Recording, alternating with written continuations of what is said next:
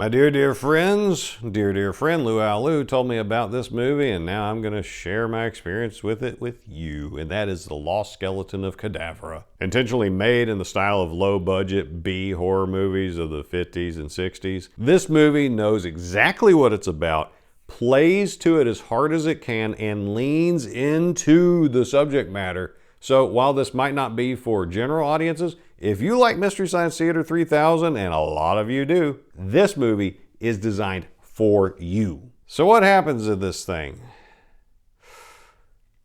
Jesus, wow.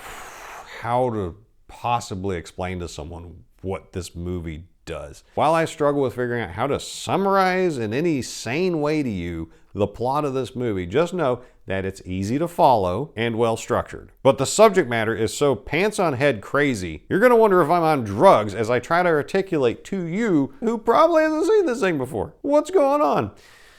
All right, so what happens in this thing? So what's this thing about? It is convoluted as it is crazy, so I need to actually pull my notes up for this one.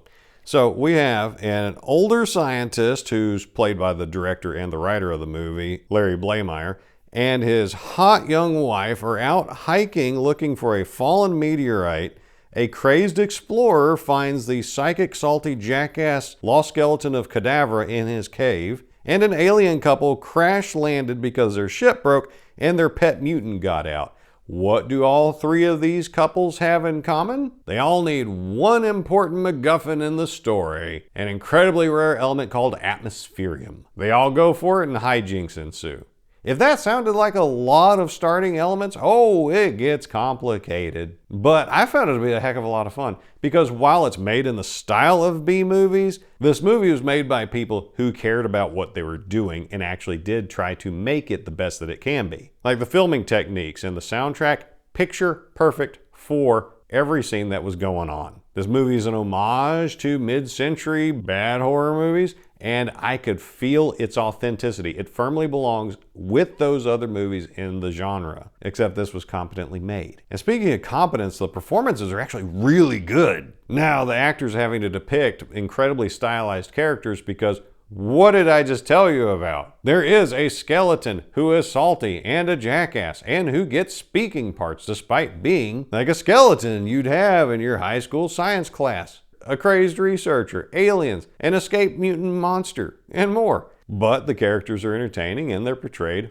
well for what they're going for. But the standout performance I found came from the scientist's young hot wife, Faye Masterson. She gets the best lines of anybody in the movie, whether they're for comedic effect or whether they're to emphasize the seriousness of the situation. Her lines were great and her delivery was perfect. I found myself looking forward to seeing her come back on screen to see what else she was going to do, how else she was going to electrify the scene.